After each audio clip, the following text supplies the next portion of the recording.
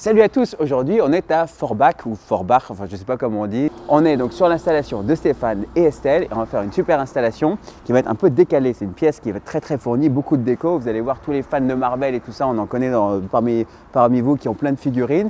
Là où vous allez être gâtés, on en a vraiment tout un tas. On va vous montrer ça dans quelques instants. Mais pour l'instant, ce qui nous concerne, c'est cette installation. Donc une pièce de taille moyenne, enfin, vous allez le voir encore une fois.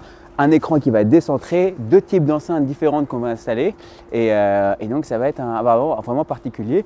J'ai hâte de vous montrer ça et de voir le rendu à la fin et de vous présenter tout ça. C'est parti, on voit ça tout de suite.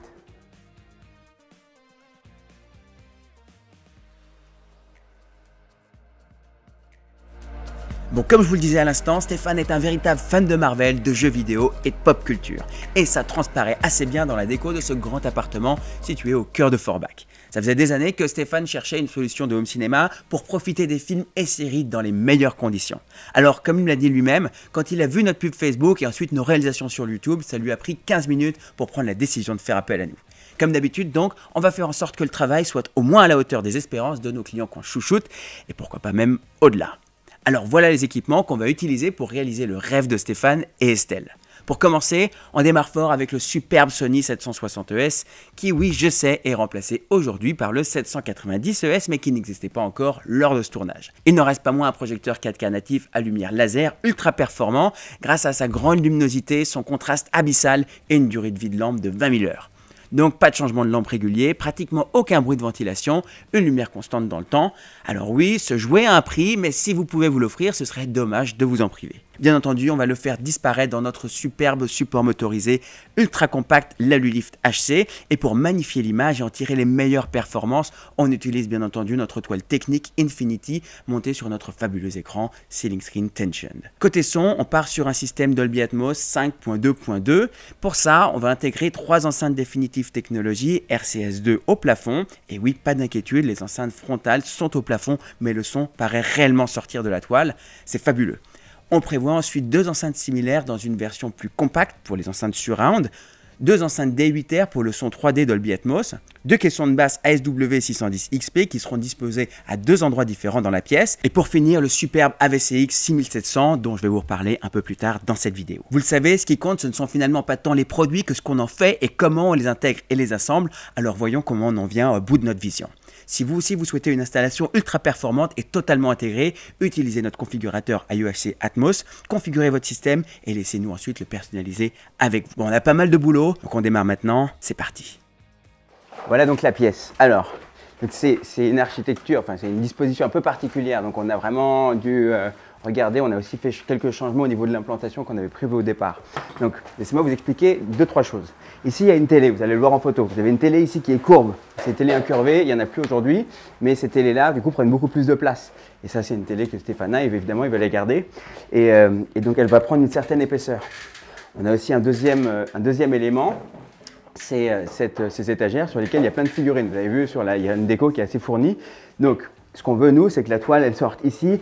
Comme vous avez déjà vu dans d'autres vidéos où on le fait bien, c'est que la toile elle sort vraiment à fleur pour gagner un maximum de place entre l'œil du spectateur, pour avoir notre assise qui est la plus longue possible, et la toile qui sort. D'accord ? Donc la toile sort ici. Le projecteur, lui, va être encastré. Donc on a les 2 éléments qui vont être encastrés. Je vais vous montrer les caissons. Un coffrage qui va tomber pile poil juste ici. Donc, normalement, on va faire cette hauteur-là. On a ici 30 cm de haut. Ça va nous permettre d'encastrer le 760, c'est ça, dans le coffrage qu'on aura créé ici. Ici, on a une ventilation. Donc, on va faire un petit décalage pour que ça puisse continuer à aérer quand même, pour pas boucher les aérations. Et au départ, ce que j'avais prévu sur le plan, c'était une enceinte, comme vous les connaissez, qui projette le son vers le bas, les RCS3, pour les enceintes arrière. Donc ça, celle-ci, elle reste. Mais ce qu'on va modifier, c'est au lieu de mettre l'enceinte que j'avais prévue au départ ici, comme le canapé, là vous le voyez tel qu'il est là, il est un petit peu décalé, il est centré sur la pièce alors que normalement il est décentré, normalement il est plus collé contre le mur là, d'accord? Donc ce qui nous amène à avoir une écoute, si je veux avoir quand même une écoute surround, je préférais l'avoir vraiment à gauche et à droite, et là il se trouve qu'ici on a du carreau de plâtre. Alors vous allez voir, là on a une chaudière. Donc ce qu'on va faire, c'est qu'on va se mettre au-dessus. On va pouvoir de toute manière avoir je vais y revenir après, avoir une goulotte qui passe ici au-dessus des boîtes à rideaux. ça va ressembler un petit peu comme ce qu'on a fait chez Constant. Souvenez-vous, alors si c'est la première fois que vous regardez une vidéo, vous allez voir, on vous met un truc là dans le coin, dans le coin supérieur, c'est juste là je crois, hein, c'est ça, la vidéo de Constant à Bretigny-sur-Orge. Allez-y jeter un œil, vous verrez, ça ressemble pas mal. Bon, donc l'enceinte ici, mais ce sera une enceinte bipôle. Donc j'ai demandé au bureau à ce qu'on nous l'envoie pour qu'on l'ait demain et qu'on puisse l'installer. Donc ici 2 enceintes, là on a vraiment un emplacement qui est vraiment parfait pour avoir 2 enceintes Atmos. Donc on va mettre sur les côtés, sur les bords. C'est toujours un peu écarté, mais ça permet quand même d'avoir une belle spatialisation qui se crée avec les enceintes qu'on va pencher un petit peu. L'essentiel, là, ici, le coffrage, l'écran de projection, la toile qui sort devant, 3 enceintes ici qu'on va coller le plus en arrière possible pour avoir le plus de recul possible, pour avoir le son qui descende. Et évidemment, l'amplificateur qui va être rangé dans le meuble juste ici en bas. Alors, dans les particularités de la pièce, c'est qu'on a ce meuble-là qui ne bouge pas, on ne va pas le retirer parce que c'est immense, c'est monstrueux. Et normalement, nous, on passe, quand on est sur une disposition comme ça, on va passer des goulottes au niveau des coins. Et là, il y a déjà une goulotte. Mais comme on a déjà ce meuble qui est là, on ne va pas pouvoir passer de goulotte, surtout qu'il faudra passer pas mal de câbles. Et c'est là que Marwan a eu la bonne idée. C'est que moi, je ne vais pas montrer la pièce encore derrière, mais on a une pièce qui est derrière celle-ci. Donc ce qu'il va faire Marwan, c'est qu'il va percer, on aura tout le loisir de percer à travers le mur pour passer tous nos câbles, descendre, retirer, passer là et revenir au niveau du meuble pour mettre l'ampli là dans le meuble qui est en bas. Donc ça va être vraiment, vraiment top. Le gros défi, c'est cette architecture, cette disposition qui est vraiment particulière et d'avoir uniquement, on a 3 jours devant nous pour faire ça, donc ça va être chaud, ça va être musclé. Et heureusement, on a Christophe et Jean-Claude qui sont venus nous aider et qui vont faire un super boulot au niveau du placo. Donc voilà, j'ai hâte de voir le résultat, j'espère que vous aussi. On se retrouve tout de suite. J'en profite pour vous dire que les inscriptions à la 2e phase du prélancement de l'AVCP Academy a ouvert ses portes cette semaine. L'offre de prélancement vous donne accès à la plateforme à vie et ce serait dommage de rater l'occasion car on ne la renouvellera pas. Cliquez sur le lien en description de cette vidéo pour en savoir plus et partagez l'info à vos proches.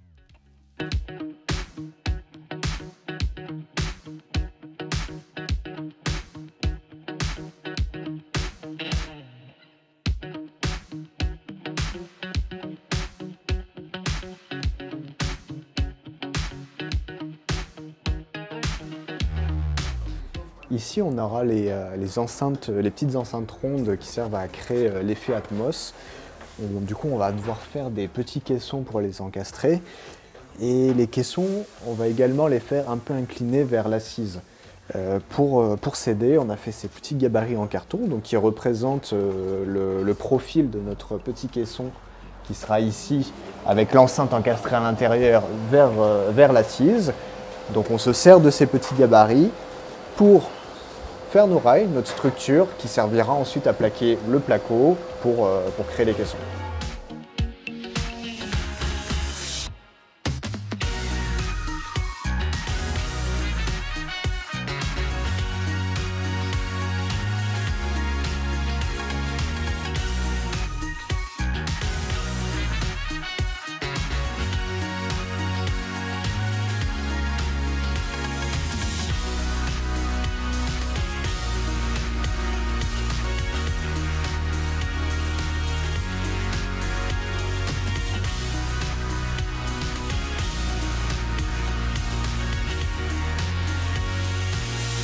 Ok, alors regardez, laissez-moi vous parler de ça les amis. C'est pas un truc pour faire des crêpes ou quoi.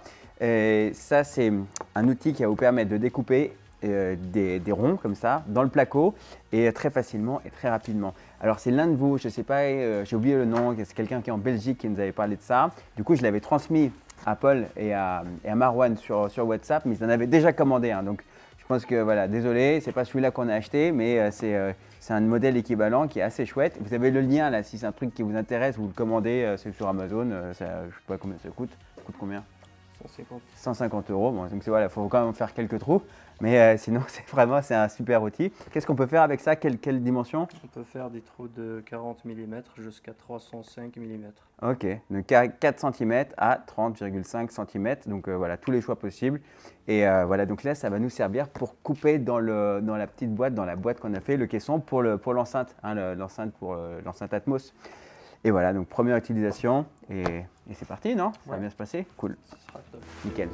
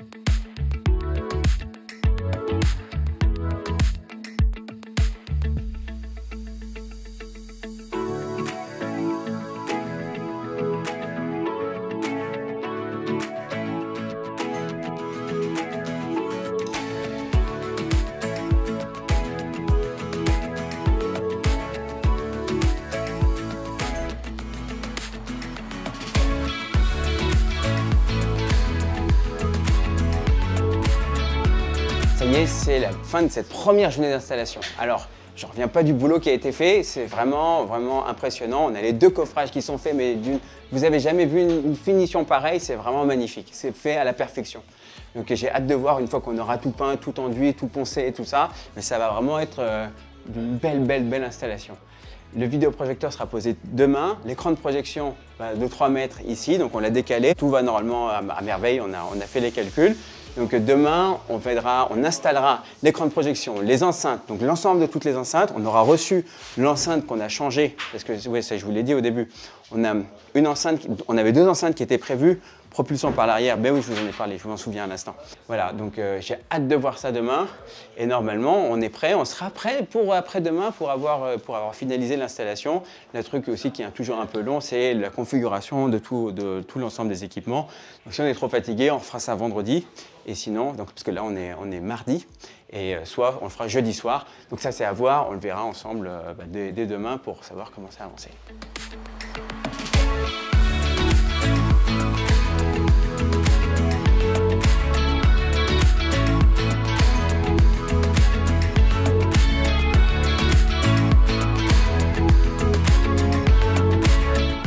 Ça y est, le Père Noël est arrivé, il nous a apporté la RSS 3. Donc la RSS 3, c'est celle qui remplace la RCS 3. Ils ont des noms un peu compliqués, c'est vrai, c'est pas forcément facile à prononcer et à retenir. En tout cas, retenez RSS, c'est l'enceinte bipôle chez Definitive Technologies. Celle qu'on va placer et positionner sur la gauche de la pièce. Donc oui, quand on se retourne, ça sera à droite. Et ça va remplacer l'enceinte arrière gauche du corps qu'on avait prévu à la base en RCS 3. Mais comme on a cette arche, comme on a le canapé qui est décalé, qui est décentré par rapport à l'arche, je pense que ça, ce sera beaucoup mieux. Alors, il y a plusieurs choses à savoir. L'enceinte bipôle, elle est moins épaisse, elle fait que 10 cm, c'est pour ça qu'on peut plus facilement la mettre dans les cloisons, d'accord? On va pouvoir la mettre, contrairement aux autres qui font 15 cm, là c'est 10, ça fait 9,7. Donc si vous avez un placo classique, normalement une cloison classique, vous pouvez les intégrer dedans, quel que soit le modèle. L'autre truc à retenir, RCS 3, c'est moins bien que RCS 2, mais c'est pas moins bien, c'est juste que c'est plus petit. Pour une pièce comme ça suffit amplement. Donc plus vous montez, donc RCS 3 et après RCS 2 au-dessus, mais c'est plus grand. Mais même si c'est plus grand, l'épaisseur reste plus faible. Ok? Donc, là, l'enceinte, alors je crois qu'on avait déjà vu celle-là. C'est celle qu'on installe au plafond généralement, d'accord? Donc là, ce sera dans le mur. Donc là, en fait, vous allez créer un champ audio, ce qui va être un champ plus diffus. Et donc, ce sera très bien pour notre installation.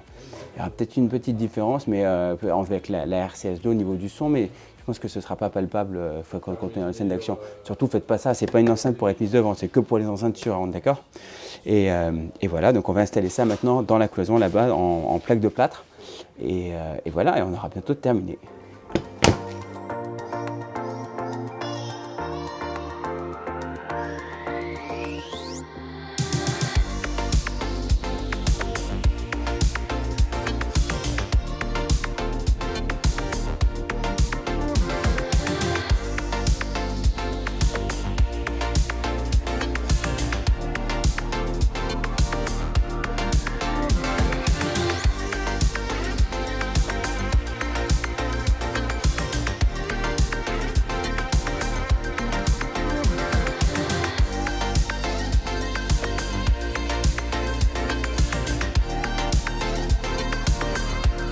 Ça y est les amis, c'est la 3e journée de cette installation et en fait je pense qu'on ne va pas pouvoir tenir le délai qu'on avait prévu au départ, puisqu'au début on avait prévu 4 jours et en fait on va finir normalement en 3 jours. Donc ça c'est très cool.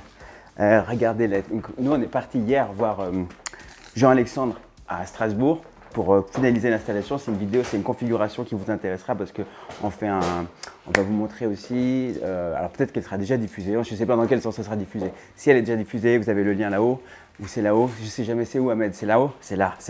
Ok, donc là, vous pourrez regarder, c'est pour la correction acoustique avec le multi-EQ, où on approfondit les questions. Pour l'instant, ce qui nous intéresse ici, le coffrage est magnifique, les deux coffrages sont vraiment splendides. Il n'y a plus que les enceintes à installer, l'écran est déjà installé, donc ça vous l'avez déjà vu. Une enceinte ici, l'enceinte bipôle là-bas est installée, il reste le vidéoprojecteur. Là, ce qu'on va faire tout de suite, c'est installer le vidéoprojecteur, parce que la question qui se pose souvent, c'est il y a une installation dans laquelle d'ailleurs ça nous est arrivé, c'est l'installation chez, comment s'appelle-t-il? chez Emmanuel. Et c'était chez Emmanuel dans 77. Et là, on a eu un problème avec le câble HDMI. Donc, on avait passé notre câble et au dernier moment, on s'est rendu compte que ça ne fonctionnait pas. Donc, déjà, dans tous les cas, quand vous commencez l'installation, vous testez votre câble. Nous, on l'a fait. Là, on va retester tout de suite notre câble, voir s'il n'y a pas un pépin. D'accord? Donc, normalement, ça va aller. Mais faites-le tout de suite avant d'avoir tout jointé, etc., etc. Parce que ça vous permettra de. S'il faut le changer, vous le changez tout de suite, quoi. Et vous n'avez pas tout refermé et vous êtes prêt à projeter alors qu'il n'y a pas d'image. Donc c'est ce qu'on va faire tout de suite. On sort le vidéoprojecteur, on l'installe et on va mettre juste une source, un ordinateur, enfin n'importe quoi suffit. Il n'y a pas besoin d'un truc très performant. Juste à voir est-ce que mon image passe comme il faut. Voilà, donc c'est ce qu'on fait maintenant.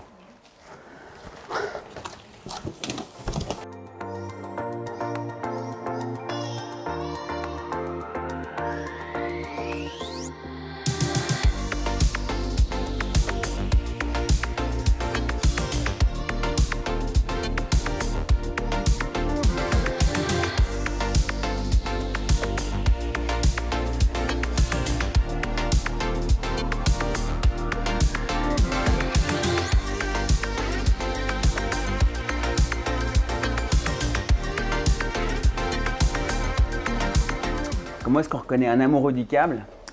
C'est simplement quand il y a des prises qui sont là, qui existent déjà, l'amoureux du câble, il va vouloir en faire une autre, il va vouloir faire un autre câble, une autre prise pour que ce soit propre, le plus propre possible. C'est-à-dire ici, on va mettre le caisson de basse, l'un des deux caissons de basse. Prise, il y aura une prise pour alimenter, et l'autre câble, l'autre sera juste et une sortie de câble. Et ben voilà, c'est parfait, ça va être tip top. Et là-bas, de l'autre côté, l'autre caisson de basse, et lui on le fera sans fil, on va y revenir après. On aura juste besoin d'une prise électrique et un petit boîtier sans fil pour avoir une belle spatialisation, une belle harmonisation des graves dans la pièce. Ça va être du feu de Dieu.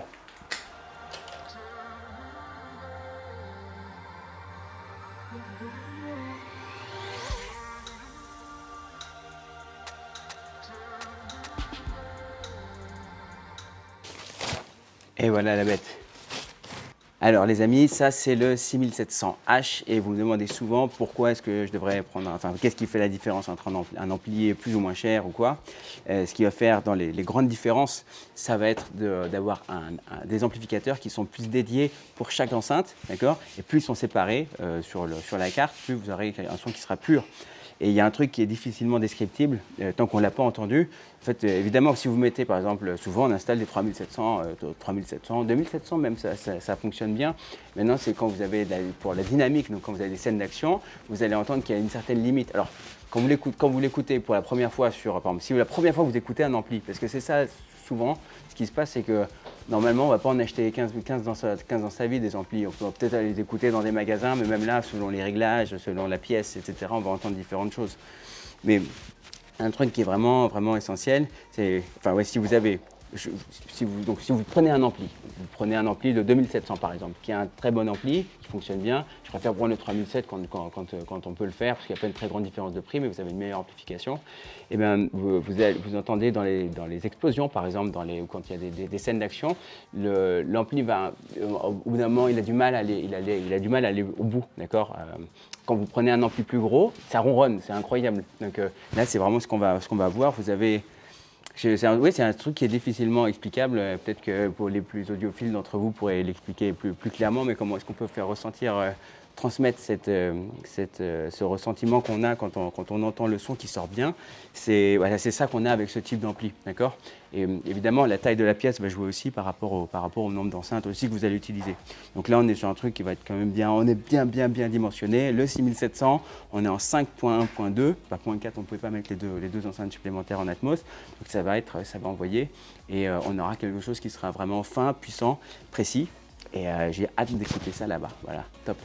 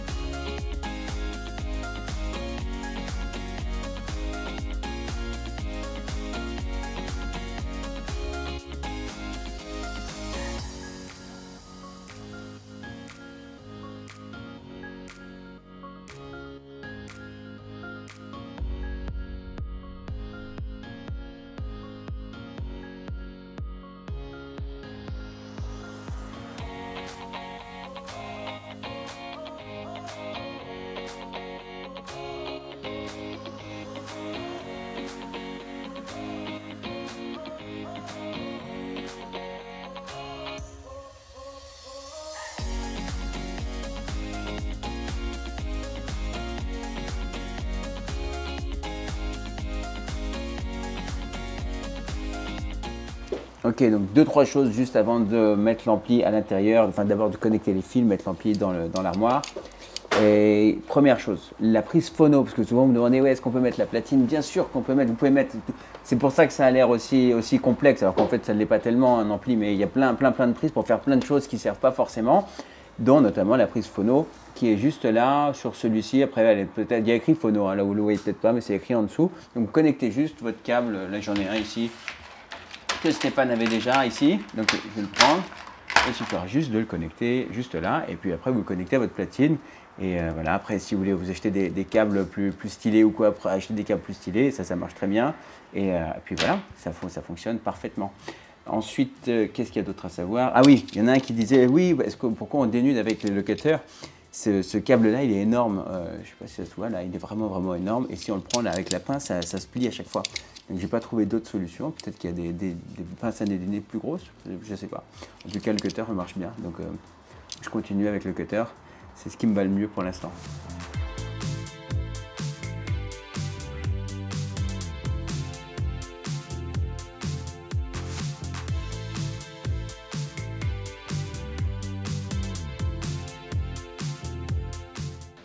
On va connecter le boîtier sans fil pour le caisson de basse. Donc ça se présente comment? Ça se présente sous deux boîtiers. Ces deux boîtiers, il y en a un qui s'appelle receiver, l'autre qui s'appelle forcément transmitter. Transmitter, ça part de l'ampli, et le receiver, on le met sur le caisson de basse qui va recevoir le son et le diffuser. Donc ici, transmitter, on va lui connecter. Il y a deux choses que vous sachiez. Il faut un câble d'allier, tout est fourni dedans. Vous mettez ce petit connecteur, c'est encore un mini USB, c'est à l'ancienne, mais ça marche bien. Tchac, on met ça. Ensuite, vous pouvez l'alimenter directement sur l'ampli s'il y a une prise à l'arrière. Parfois, il y en a une, parfois, il n'y en a pas, je ne sais jamais. Là, il n'y en a pas, il y en a une devant, mais bon, on va juste le connecter sur une prise. On a ça qui est donné avec le petit transfo. Et ensuite, ce câble-là, avec la prise RCA ici, ça, c'est pour le côté caisson de basse. Et là, celui-ci, on va le mettre audio input. On va l'utiliser. C'est le même, en fait, je dis une bêtise. Donc, celui-là, on le connecte sur audio input. Tchac.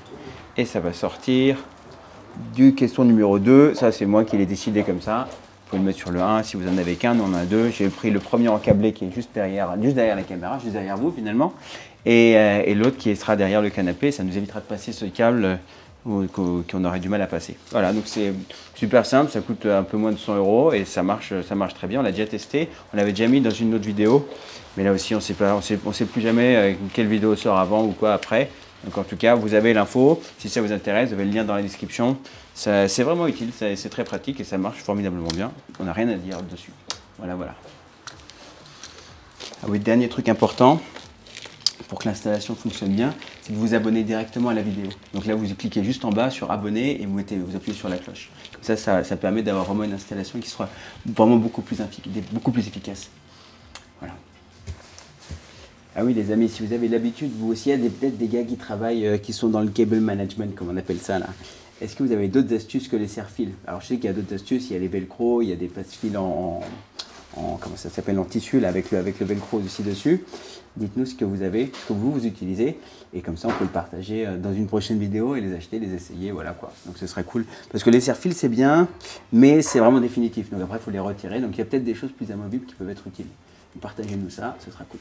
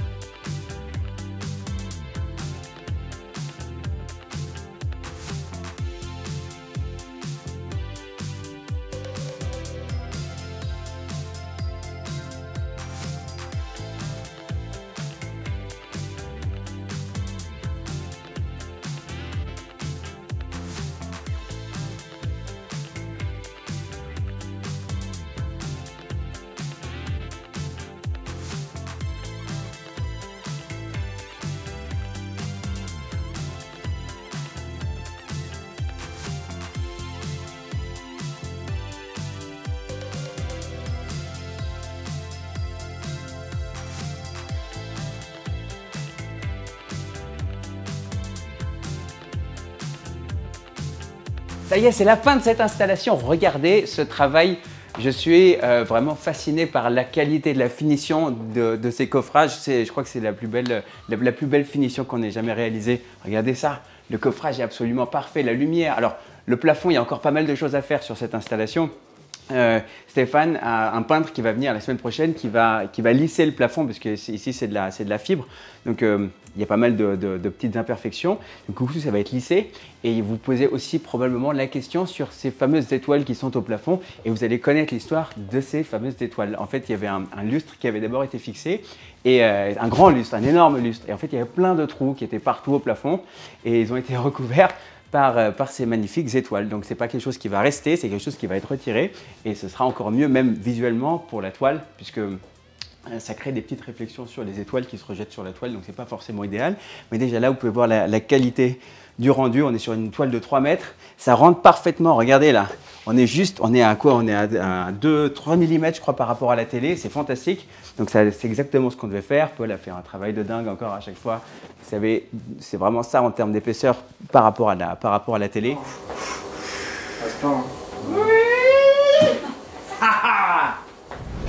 Les 3 enceintes frontales fonctionnent du feu de Dieu. On a les 2 enceintes surround qui sont à l'arrière et qui fonctionnent aussi très bien. Et 2 enceintes Atmos parce qu'on ne pouvait pas en mettre 4. Mais encore une fois, ça marche juste, c'est divin. C'est magnifique. Donc le 6700, ça aussi, prochain truc. Le 6700, on l'a parfaitement configuré pour que, avec une télécommande Harmony, on ait tous les équipements qui s'allument en fonction des différentes sources qu'on souhaite regarder. Ici, c'est une box Orange, un lecteur Blu-ray et qu'est-ce qu'on a d'autre? Est-ce qu'on a encore autre chose? Non, je crois que c'était tout. Donc voilà, donc tout fonctionne à merveille. On a fini avec un jour d'avance parce que normalement, on devait partir demain et on va partir ce soir, donc on va faire nos affaires. J'espère que vous avez apprécié nous voir faire cette installation et peut-être qu'on pourra revenir une fois que l'installation sera totalement remise en place puisqu'il y a encore des figurines à mettre. Vous avez vu, là, Lara Croft est là et il y a pas mal de figurines. Donc, tout ça va être placé. C'est une première installation qu'on a fait dans ce type de cadre. On a vraiment apprécié et Stéphane et Estelle sont ravis. Donc j'espère qu'on se reverra nous ensemble la semaine prochaine, vendredi prochain, avec une prochaine installation. D'ici là, prenez soin de vous. N'oubliez pas de liker cette vidéo, abonnez-vous. On se retrouve très vite. Bye.